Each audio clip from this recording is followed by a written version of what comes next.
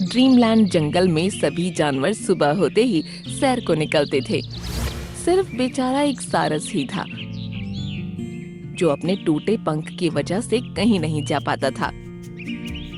एक दिन जब सभी जानवर इकट्ठा होकर मिंकू खरगोश के पास पहुँचे तो वो अपने बिल के सामने वाली जमीन पर सफाई करते हुए नजर आया। अरे मिंकू, तुम इतनी सफाई करने में क्यों लगे हो? आज घूमने नहीं चलना क्या? नहीं रामू, आज मैं कहीं घूमने नहीं जाने वाला। कुछ दिन पहले मैं यहाँ आया था और यहाँ आकर अपने परिवार को ही भूल गया, लेकिन अब मैं उनको लेने के लिए जा रहा हूँ। वो सभी मेरे साथ यहाँ रहेंगे, इसलिए मैं चाहता हूँ कि उनके आने से पहले ही हमारे खाने पीने का इंतजाम कर डालूं। तो तुम इस जमीन की सफाई उनके लिए कर रहे हो क्या? हाँ, मैं जमीन की सफाई करके यहाँ गाजरों की खेती करूँगा। ऐसा करने से मुझे मेरे परिवार को आगे खाने की प्रॉब्लम नहीं होगी। ये तो बहुत अच्छी बात है। अभी के लिए तुम लोग जाओ, मैं कुछ दिन बाद से तुम्हारे साथ चला करूँगा। लेकिन तुम्हारी कंपनी के लिए यहाँ कोई तो होना चाहिए। ये कहकर रामू हाथी ने सारस से कहा, सारस, तुम यहाँ मिंकू से बोलते बतियाते रहना, इससे इसका मन भी लगा रहेगा। हम लोग चलते हैं। कहकर वो सभी वहाँ से चले गए। अब मिंकू खरगोश ने सारस से बातें करते करते खेती का काम जारी रखा। इससे उन दोनों को जरा भी बोरियत महसूस नहीं हुई। पहले सफाई की, फिर जुताई की और फिर बीज बोते बोते शाम हो गई। सारस भाई, मैंने इसकी जुताई तो कर दी है, लेकिन मुझे आज शाम ही निकलना होगा। अब मुझे समझ नहीं आ रहा कि मेरे वापस आने तक इतने दिनों तक मेरे खेतों का ध्यान कौन रखा करेगा। मेरे पास कोई काम तो है नहीं मिंकू, इसका ध्यान मैं रखूंगा। तुम बेफिक्र होकर अपने परिवार को लेने जा सकते हो। तुम्हारा बहुत बहुत शुक्रिया सारस भाई। ऐसा कहकर मिंकू खरगोश उसी वक्त वहाँ से निकल गया। सारस अभी बैठा हुआ खेत की रखवाली कर ही रहा था कि जमीन में जोरों की गर्जन होने लगी। उसने देखा कि सामने से 2 गजराज भागते हुए आ रहे थे। रुक जाओ, तुम लोग इस जमीन की तरफ मत जाओ। उन्होंने इस बात पर ध्यान ही नहीं दिया और दोनों जमीन पर आकर एक दूसरे से लड़ने लगे। ये ले, तू ये ले। दोनों लड़ते झगड़ते वहाँ से आगे की तरफ भाग निकले। सारस ने देखा कि जितने भी बीज बोए गए थे सभी जमीन से ऊपर आ चुके थे। फसल उगने से पहले ही बर्बाद हो चुकी थी। अरे ये तो बहुत बुरा हुआ। बेचारा मिंकू इतनी मेहनत करने के बाद मेरे भरोसे अपने बगीचे को छोड़कर गया था। अब वो वापस आएगा तो मैं उसको क्या जवाब दूंगा। सारस ने देखा कि एक चिड़िया पेड़ पर बैठे हुए उसी को देखे जा रही है। अब बाकी जानवर भी वापस आ चुके थे। उन्होंने जमीन को खराब हुए देखा तो सारस ने उनको सब कुछ कह सुनाया। ये तो गजराज ने बहुत गलत किया। सारस, काश हम होते तो उन दोनों को अच्छी सजा देते। सजा देने से कोई फायदा नहीं होता। इनकी रखवाली की जिम्मेदारी मेरी थी। मैं ही इस खेत की जुताई करूंगा। उसका ये साहस देखकर सभी जानवर हैरान थे। अगली सुबह सारस सबसे पहले मिंकू के बिल के पास गया। वहाँ उसको नजर आया कि बीज काफी अच्छी मात्रा में है। उसने पहले जमीन की अच्छे से सफाई की और फिर अपने टूटे हुए पंख की मदद से ही बीजों को बोने के लिए जुताई करने लगा। सभी जानवर अपने अपने कामों में लगे रहते, लेकिन उसने पूरे 2 दिन जुताई में ही लगा दिए। फिर उसने बीजों को बो डाला।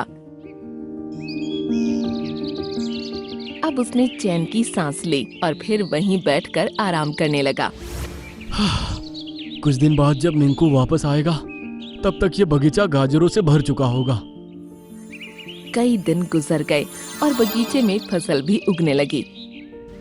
लेकिन शाम होने पर जमीन में फिर से एक गर्जन शुरू हुई। अरे बाप रे, कहीं ये फिर से फसल खराब ना कर दे। वो जमीन के सामने खड़ा हो गया, लेकिन गजराज फिर से अंधों की तरह आए और जमीन पर आकर लड़ने लगे। आज तुझे नहीं छोड़ने वाला। आज तू मेरे हाथों से नहीं बचने वाला। कुछ ही मिनटों में फसल खराब करके वो वहाँ से भाग निकले। अब सारस वहीं बैठा आंसू बहाने लगा। फिर से वहां जानवरों की भीड़ इकट्ठा हो गई। अब तो हद हो गई, हम इन दोनों को अब नहीं छोड़ने वाले। उन्होंने जंगल के राजा शेरू को बुलाकर सब कुछ बताया। मैं उन दोनों को अभी इसी वक्त सजा सुनाता हूँ। शेरू उन दोनों की गुफा पर पहुंचा और दोनों को 10 दिन के लिए जंगल से निकाल दिया। लेकिन अभी सारस की परेशानी दूर नहीं हुई थी। सुबह मिंकू आने वाला था। वो यही सोच रहा था कि आखिर मिंकू को वो क्या जवाब देगा। रात होने पर सब सो चुके थे, लेकिन उसकी आंखों में नींद नहीं थी। वो जमीन के पास बैठा हुआ सोच में डूबा था। तभी उसने देखा कि जो चिड़िया इतने दिनों से उसको पेड़ पर बैठे हुए देख रही थी, वो उसके पास आकर बैठ गई।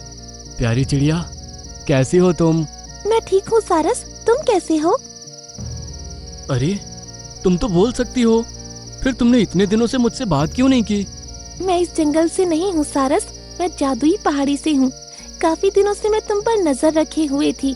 तुम्हारी मेहनत, तुम्हारा दिल, तुम्हारी दयालुता को देख रही थी। एक पंख से अपाहिज होने के बावजूद जितनी हिम्मत और दरियादिली तुमने दिखाई है, शायद ही कोई ऐसा कर पाता। हाँ, लेकिन मेरी सारी मेहनत तो बेकार ही गई। अब कल जब मिंकू खरगोश वापस आएगा तो उसे और उसकी फैमिली को मैं क्या जवाब दूंगा? तुमने शायद ठीक से सुना नहीं, मैं जादुई पहाड़ी से हूँ। ऐसा कहकर चिड़िया उस बगीचे के चक्कर काटने लगी। 3 चक्कर काटने के बाद ऐसा जादू हुआ जिसकी सारस ने कल्पना भी नहीं की थी।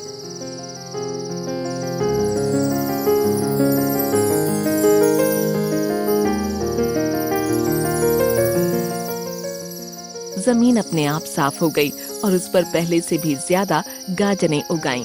अरे वाह, ये तो बहुत खूबसूरत बगीचा बन गया। तुम्हारा बहुत बहुत धन्यवाद प्यारी चिड़िया। अभी से धन्यवाद नहीं, अभी एक काम और बाकी है। कैसा काम? ये सुनकर चिड़िया ने सारस के सर पर भी 3 चक्कर लगाए और फिर आसमान में उड़ गई। आखिर ये किस काम के बारे में बोल रही थी? सारस ने गौर किया तो उसका पंख अब ठीक हो चुका था। उसने पंख फड़फड़ाए तो वो हवा में ऊपर उठने लगा। अरे वाह, अब मैं भी उड़ सकता हूँ। वो खुशी से फूला नहीं समाया। अगली सुबह जब मिंकू खरगोश अपने परिवार के साथ वहां पहुंचा, तो उसके साथ साथ ही बाकी जानवर भी वहां पहुंच गए। लेकिन जब उन्होंने देखा कि बगीचा एकदम हरा भरा है और सारस भी बिल्कुल ठीक हो गया है, तो वो सभी हैरान रह गए। फिर सारस ने उनको सब कुछ बता दिया तो सभी जानवर खुश हो गए। मेरे भाई सारस, तुमने मेरे और मेरे परिवार के लिए जितनी मुसीबतें उठाई, उसका एहसान मैं कभी नहीं चुका पाऊंगा। वो तो मेरा फर्ज था मेरे भाई। तुम्हारे इस बगीचे की वजह से ही मेरा पंख भी ठीक हो पाया है। अब मैं भी उड़ सकता हूँ। कहकर वो खुशी से पंख फड़फड़ाने लगा और बाकी सभी जानवर भी खुशी से उछल पड़े। जो लोग दूसरों का भला सोचते हैं, उनके साथ कभी बुरा नहीं होता।